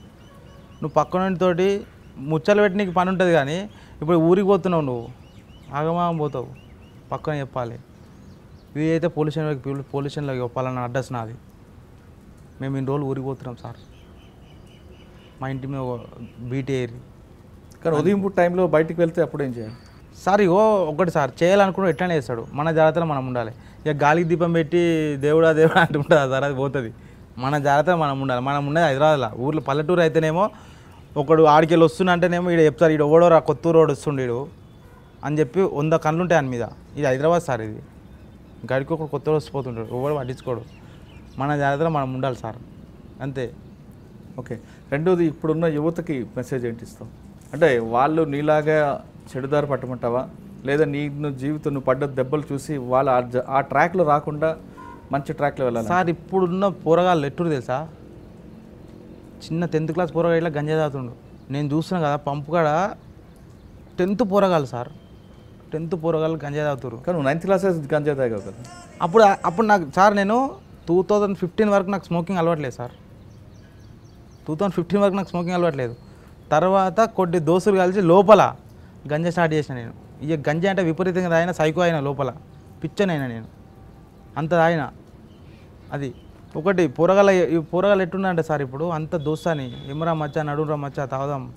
ఒక్కొక్కడు నాకు తెలిసిన ఒక పోరున్నాడు సార్, వాడు గంజాయికి అడిక్ట్ అయిపోయి అరకు పోయి 2 కిలో గంజాయి తెచ్చుకొని దోస్తులకు పంచుడు. అది ఒక స్టైలు. ఇప్పుడు నా దగ్గర ఉన్నది తీసుకో, పైసలు ఎట్లా, ఇప్పుడు పైసలు వంచుడు ఎట్లా, ఉన్నోడు పైసలు ఎట్లా వంచారు సార్, అట్లా గంజాయి వంచాడు. అది ఒక క్రేజ్ వానికి, అట్లా తయారైపోయింది. ఇలా ఏం చేయమంటావు వాళ్ళందరికీ? ఏం లేదు సార్, ఇప్పుడు అమ్మ నాన్న ఉంటారు కదా, వాళ్ళు కనిపెట్టాలి. గంజాయి తాగిరు అనుకో, చేతులు మొత్తము రెడ్ అవుతాయి, ఆటోమేటిక్ కళ్ళు రెడ్ అవుతాయి, వాని వాల్కం వేరే అవుతుంది. ఆ తాగినాక వాడు ఏం చేస్తాడో ఎవరికి వెళ్తారు సార్? మన ఇంట్లో అమ్మ నాన్న చూసుకోవాలి. ఇప్పుడు మా వాడే కదా, వాడు ఎటు పోతాడు ఏంది అని లైట్ తీసుకుంటారు, గానే చెడిపోతారు సార్. అమ్మ నాన్న కన్నేసి పెట్టాలి, ఎట్లున్నారు మన పిల్లలు, ఎట్లున్నారు, ఏం చేస్తారు, మన దోస్తాన్ని ఎట్లున్నది, మన ప్రవర్తన ఎట్లున్నది, అవన్నీ పట్టించుకుంటలేదు సార్ ఇవాళ రేపు. అట్లనే అయింది ఇప్పుడు నా కథ ఇట్లా. నాదంటే వేరు సార్, నాది అప్పట్లో మొత్తం మనది వేరే. మా ఇంట్లో వాళ్ళు మా ఇంట్లో వాళ్ళు మా అమ్మ నాన్న చదువుకోలేదు, వాళ్ళు ఊరు నుంచి వచ్చి బతికిన వాళ్ళు కాబట్టి అయిపోయింది సార్. ఇప్పుడు ఉన్న వాళ్ళు ఇప్పుడు ఎట్లున్నారు సార్, మొత్తం ఎడ్యుకేటెడ్ ఫ్యామిలీ. అమ్మ నాన్న చదువుకున్న వాళ్ళే, వీళ్ళు చదువుకున్న పిల్లలు చదువుకున్న వాళ్ళే. అమ్మ నాన్న అనేది ఒక ఇంటి మీద పిల్లలు ఏం చేస్తారు అని చెప్పి ఒక దాని మీద కన్ను పెట్టి ఉంచాలి. లేకపోతే సినిమా అయ్యో నా కొడుకు జైల్లో పడ్డాడు, జైల్లో పడ్డా పడని ఓ 3 నెలలు ఉండని, నా కొడుకు జైలు ఏం తింటాడో ఏం చేస్తారో వారంకోసారి కనిపించి పండ్లు పొలాలు ఇస్తే హే అంటాడు. ఉంచాలి, పనిష్మెంట్ తెలవాలి. జైలుకి ఇట్లుంటుందా, ఇంత టార్చరా, వాడు ఏడవాలి, వానికి తెలవాలి నేను ఏం తప్పు చేసినా ఎందుకు వచ్చినా లోపలికి. మనకి బాధ ఫస్ట్ టైం పోయినప్పుడే మనకి బాధ తెలవాలి సార్. వానికి తొక్కాలి, అప్పుడే తొక్కితేనే. అదేదో సామెత ఉంటుంది, మా సార్ చెప్తుండే, మొక్క వంగుదా మానే వంగుతుందా అని. ఆ సామెత ప్రకారము వాడు లోపల ఫస్ట్ టైం లోపలికి పోతేనే తొక్కిచ్చి పెట్టాలి. భయం అనేది గుసపెట్టాలి గుండెల్లో. అప్పుడు మళ్ళీ జైలు ముఖం చూడాలంటే వాడు దోసు కనబడితే ఫస్ట్ సెంట్రల్ జైలు గేట్ కనబడుతుంది. అమ్మ ఈయనతో మాట్లాడితే ఆడికి పోవాల్సి వస్తారా అని చెప్పి ఒక భయం ఉండాలి. ఆడు మళ్ళీ వాడిని దోసాకి చెప్తాడు, అరే ఎందుకురా నాయన మీ అమ్మ అని చెప్పి వాడు ఇంకొక 10 మందికి చెప్తాడు సార్. లేదు అమ్మ వచ్చిర్రు మా కొడుకు జైలు గుండెలు కొట్టుకొని ఏడుతున్నారు అనుకో, అమ్మ నేనంటే మా ఇంట్లో ఎంత ప్రేమ ఉన్నదిరా బాయ్, లైట్ అయిపోతుంది, భయం పోతుంది. అంతే, ఎంతగా అమ్మ వస్తారు తీసుకొని పోతారు. సెకండ్ టైం ఇక రొటీన్ అయిపోతుంది సార్. అది ఇక జైలు అంటే భయం పోతుంది. చెర్లపల్లి జైలు సార్ ఫస్ట్ ఎంట్రింగ్ ఇస్తేనే గుండె వలిపోతుంది ఒక్కొక్కరికి. నేను ఫస్ట్ టైం వచ్చేటప్పుడు నేను 70 కిలోల నుండి 45 కిలోలు అయినా సార్ 3 నెలలకే. నేనే అన్నం, అప్పుడు అన్నం అట్లుంటుంది, ఇప్పుడు అన్నం మంచిగా ఉన్నది. లోపల ఏంది అన్నీ కౌన్సిలింగ్ ఇస్తారు. ఆ కౌన్సిలింగ్ పోయిన అనుకో సార్, ఫస్ట్ ఏమనుకుంటారు అంటే 4 రోజులు కౌన్సిలింగ్ లేదు, 10 రోజులు వారం రోజులు పోతే ఏందిరా సోది అనుకుంటారు. అది ఆ క్లాస్ పోతుంటే డీప్గా పోతుంటే ఆటోమేటిక్ లైన్లోకి వస్తారు తెలుసా సార్. అంత మంచిగా క్లాసెస్ ఇస్తారు. లోపల ఖైదీలు ఇప్పుడు లైఫ్ వాళ్ళు ఉంటారు సార్, ఒక 6-7 మంది అన్నలు ఉంటారు.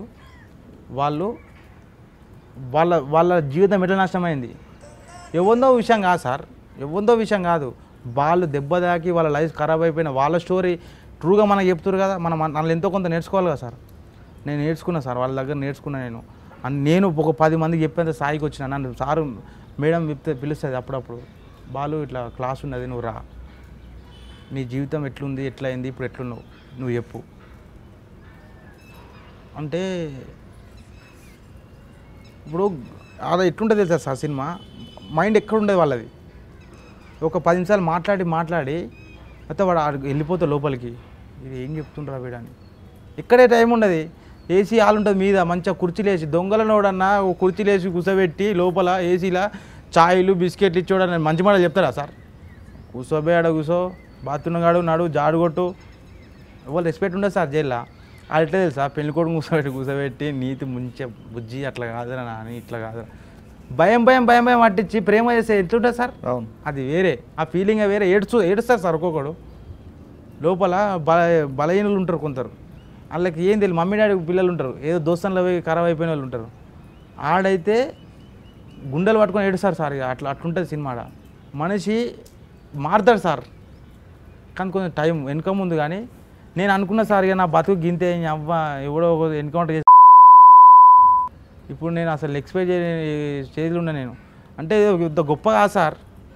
నాకు గవర్నమెంట్ ఒక క్షమాభిక్ష పెట్టి నాకు సపోర్ట్ ఇచ్చి నన్ను జైలు డిపార్ట్మెంటు, నేను మారిన కారణం జైలు డిపార్ట్మెంటు మా బీనా మేడం సార్. ఉన్నతి క్లాసు డీజీ సార్ పర్మిషన్ ఇచ్చిన కాంచి ఈ ఒక్క దగ్గరనే కాదు సార్, చెల్లపల్లిని కాదు, ప్రతి ఒక్క డిస్టిక్ జైలల్లో సబ్ జైలల్లో ఉన్నతి క్లాస్ ఉన్నది. ఊర్లో ఇట్లా అది మంచిగా నడుస్తుంది, మంచిగా మారుతుర్రు. ఇక నిన్న ఒకటే సార్, ఆమెకి నేను రుణపడి ఉంటాను సార్. ఆమెకు నేను ఇప్పుడు నాన్న చనిపోయి కాంచి ఇంకా నాకు బాధ్యత పెరిగి మందు బంద్ చేసిన. నేను బాగా తాగే సార్ మందు, సిగరెట్లకి నేను బయట మందు బాగా తక్కువ చేసిన, బంద్ చేసిన అని చెప్తలేను. నేను తాగుతున్నా, కానీ ఎప్పుడో సార్ కొంచెం ఎక్కువ టెన్షన్ అయితే మందు పని ఎక్కువైందంటే ఒక కోటర్ తీసుకోతా, ఇంటికి తీసుకో తాగుతా అంట. పిల్లలు చెడిపోవడానికి ప్రధాన కారణం తల్లిదండ్రుల పర్యవేక్షణ లోపమని బాలింగ చెప్తున్నాడు. తల్లిదండ్రులు ఖచ్చితంగా పిల్లల మీద ఒక దృష్టి పెడితే పిల్లలు దారి తప్పరు. ఒకవేళ దారి తప్పి వాళ్ళు వెళితే అక్కడ కూడా వాళ్ళకి పనిష్మెంట్ వచ్చే విధంగా కొంతకాలం ఓపిక ఉండాలి. కానీ పిల్లల మీద ప్రేమ చూపిస్తే వాళ్ళు మరింత చెడిపోతారంటూ తన జీవితాన్ని ఎగ్జాంపుల్ చేశాడు బాలిక. బాల్యంగం తన చరిత్ర చూస్తుంటే చెడు స్నేహం వల్ల దారి తప్పి చర్లపల్లి జైలుకు వచ్చిన అతను జైల్లో ఒక బీనా మేడం అని ఒక మేడం చెప్పిన మంచి మాటలతో తన జీవితాన్ని మంచిదారి నడుపుకుంటూ 10 మందికి ఆదర్శం కలిచాడు. ఇప్పటికైనా సరే చాలామంది యువత చెడుదారి పట్టకుండా ఉండాలని కోరుకుందాం. ఈ కార్యక్రమం ప్రధాన ఉద్దేశం కూడా అది. ఎవరు కూడా దారి తప్పకూడదు, నేరాల బాట పట్టకూడదు ఉద్దేశంతో ఈ కార్యక్రమం. ఖచ్చితంగా ఇప్పటికైనా సరే ఒక్కరే, అందులో చాలామంది అయినా సరే ఒక్కరు మారిన ఈ కార్యక్రమానికి ప్రధాన ఉద్దేశం నెరవేరినట్లు అవుతుంది. ఇది వారం బాల్యంగంతో ఎక్స్క్లూజివ్ ఇంటర్వ్యూ. వచ్చే వారం మరో గెస్ట్తో మళ్ళీ కలుద్దాం. ఇంతవరకు నమస్కారం. అందరికీ నమస్కారం. I'm Revathi Chowdary. For more videos please subscribe I dream. మీరు చూస్తున్నారు ఐ డ్రీమ్ న్యూస్ని. మీరు చూస్తున్నది ఐ డ్రీమ్ న్యూస్. అంటే కళలని నిజం చేస్తూ ప్రజలకి నిజాలని కళల ద్వారా తీసుకొచ్చే ఐ డ్రీమ్కి మై బెస్ట్ విషెస్. మీరు చూస్తున్నది ఐ డ్రీమ్ న్యూస్. మీరు చూస్తున్నారు I dream channel. For more videos please subscribe I dream. మరిన్ని వీడియోల కోసం ఐ డ్రీమ్ని సబ్స్క్రైబ్ చేయండి. Please subscribe I dream. And I am very much satisfied with the way interview went on. Kindly subscribe to I Dream. For more videos, subscribe to I Dream. And loads of fun entertainment and content. Do watch I Dream.